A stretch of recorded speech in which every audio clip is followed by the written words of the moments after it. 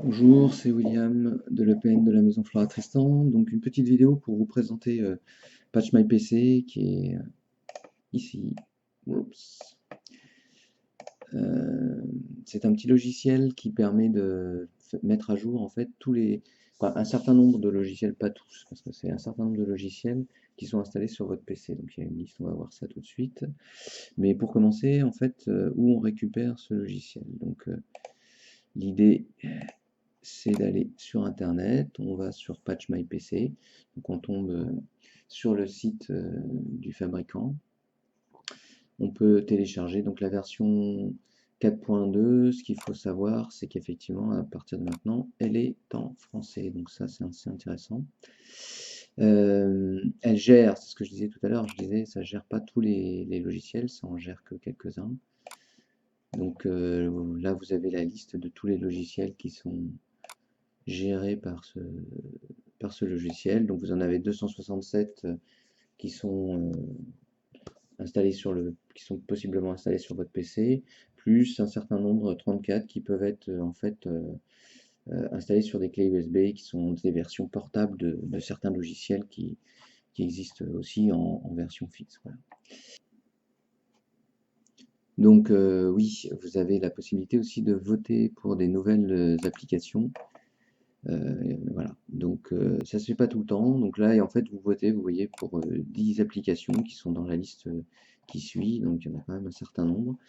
Et une fois que vous aurez voté, et les logiciels qui auront reçu le plus de votes seront intégrés à la nouvelle version. Donc revenons à notre Patch My PC. Donc télécharger. Donc, vous cliquez ici. Votre logiciel se télécharge. Voilà. En l'occurrence, je l'avais déjà téléchargé. Voilà. Affiché dans le dossier. Donc c'est un petit exécutable comme ça qu'il faut juste ensuite copier et redéposer. Mais vous le déposez ici, collé, et vous aurez, on va le mettre en grand. Donc il y a deux grandes parties. La partie droite sur laquelle vous voyez des logiciels en rouge, qui sont des logiciels installés, mais qui ne sont pas à jour dans leur dernière version. Alors, avant de mettre à jour, là on pourrait mettre à jour en bas, là, on va aller dans les options. Il y a deux choses qui sont importantes à faire. Déjà, proposer de fermer les applications quand on les met à jour pour éviter tout plantage. Et deuxième chose, bien activer la langue française. Par défaut, c'est en anglais. Le souci, c'est que vos navigateurs, tous les logiciels que vous allez installer sont en anglais. Alors l'avantage que ça peut avoir, c'est que il arrive qu'il y ait des versions qui ne sont pas encore traduites, plus récentes mais pas encore traduites et qui sont en anglais. Donc si vous voulez vraiment les dernières versions, comme la plupart des logiciels sont des logiciels en langue anglaise, vous choisissez rester en anglais si vous êtes à l'aise, et vous aurez les dernières versions. Donc par contre, si vous êtes un peu moins à l'aise, vous choisissez français et vous aurez les logiciels en version française. Donc il y a tout un tas d'options possibles pour Patch My PC, la possibilité justement de désactiver l'installation silencieuse, c'est-à-dire de voir tout ce qui se passe, de créer un point de restauration, de désactiver les mises à jour automatiques, de désactiver l'auto-update de PMPC, donc Patch My PC ça veut dire, c'est-à-dire que le premier logiciel que Patch My PC met à jour, c'est lui-même. D'accord. Donc au démarrage, il vérifie qu'il n'y a pas une nouvelle version, et si c'est le cas, il la télécharge automatiquement et il l'installe. Donc c'est ce que je vous disais, c'est un tout petit logiciel, donc ça va assez vite.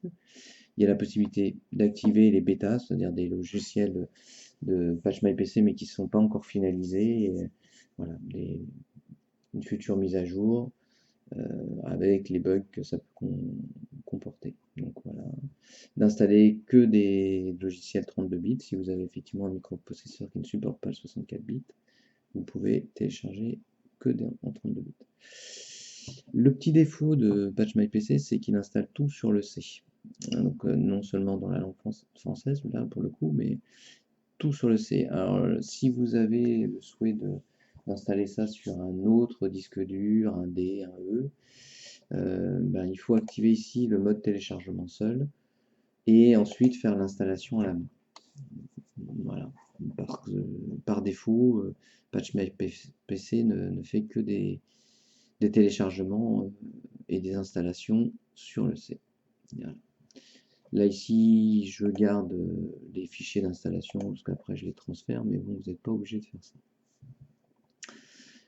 Donc vous voyez, créer un raccourci sur le bureau, effacer les raccourcis des applications, ne pas réduire, réduire l'heure des mises à jour, réduire dans la zone de notification.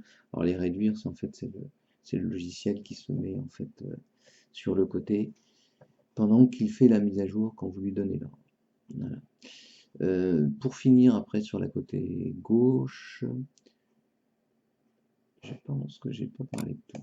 Donc on voit sur le côté droit donc les logiciels à jour, pas à jour, et sur le côté gauche en fait vous avez la suite de tous les logiciels que gère PatchMyPC. De la même manière, vous voyez des logiciels verts qui sont les mêmes que ceux que vous avez à droite et les logiciels rouges qui vont être mis à jour avec la petite case qui est cochée.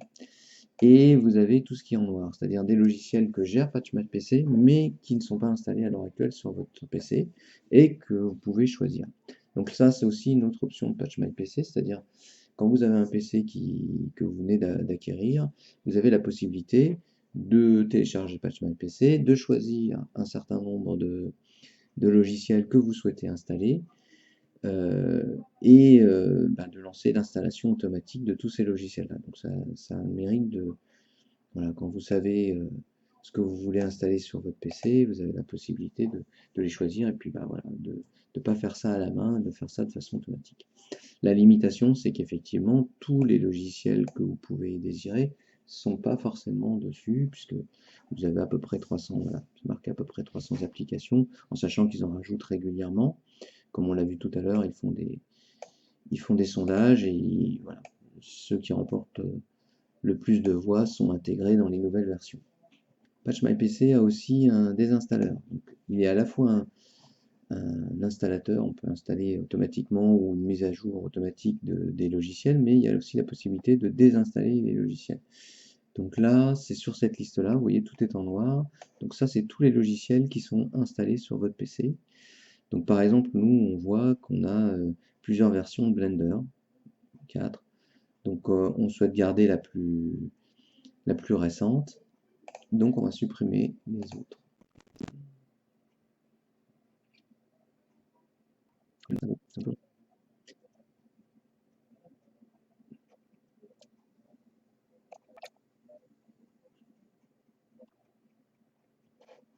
Donc là, on voit qu'il a été désinstallé, mais il est toujours là. En fait, il faut juste rafraîchir la page pour qu'il disparaisse. Donc là, on voit qu'on a les deux autres versions. Donc on va supprimer ce qui nous... J'en profite pour supprimer les autres versions. Deux dernières options par rapport au désinstalleur.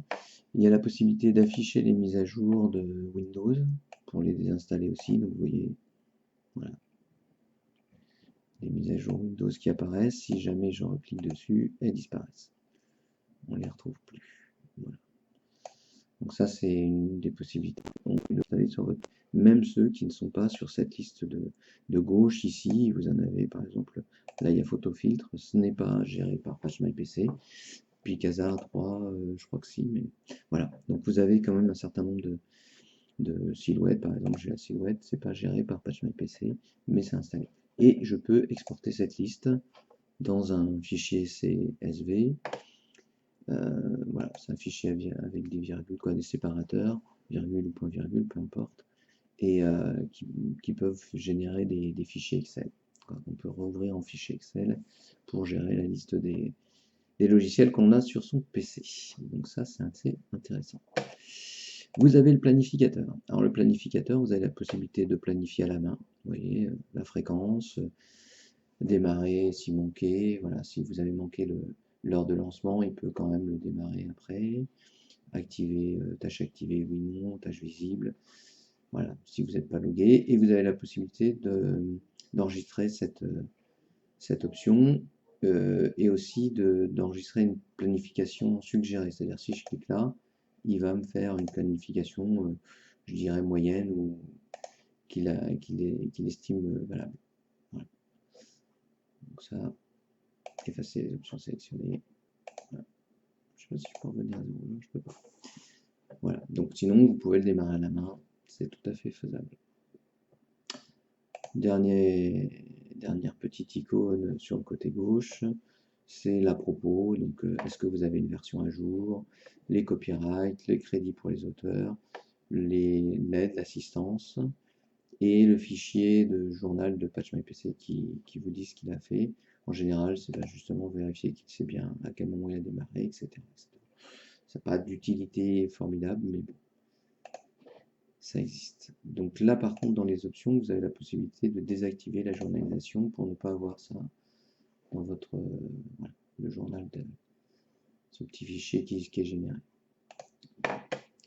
Je retourne sur la page d'accueil. Donc on peut réanalyser. Voilà. Ah oui. Juste une chose. Vous avez aussi la possibilité logique. Logique, par défaut, là, il y a activé. Si je me mets ici pour être. J'ai la possibilité de désactiver l'installation silencieuse, désactiver la mise à jour automatique. Si vous ne souhaitez pas avoir une mise à jour sur un logiciel que vous souhaitez garder dans une version plus ancienne, c'est tout à fait possible. Il suffit de désactiver. En fait la mise à jour de cette application. Voilà. Ici, activer, désactiver.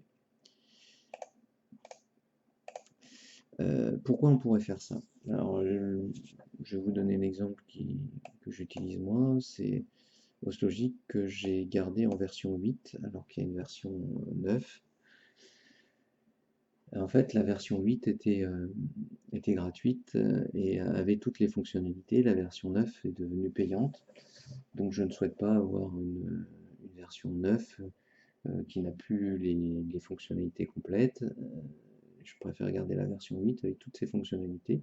Donc j'ai désactivé. Donc là, si je fais ça, je l'active. J'ai désactivé la mise à jour d'Ostlogic. Il va le repérer, mais par contre, il ne le mettra pas à jour. Donc voilà, ça c'est une option intéressante. Donc une fois qu'on a fait tout ça, on peut réanalyser les applications et ensuite il nous reste à effectuer les mises à jour. Alors ça peut arriver que comment dire, il y a une mise à jour qui ne fonctionne pas.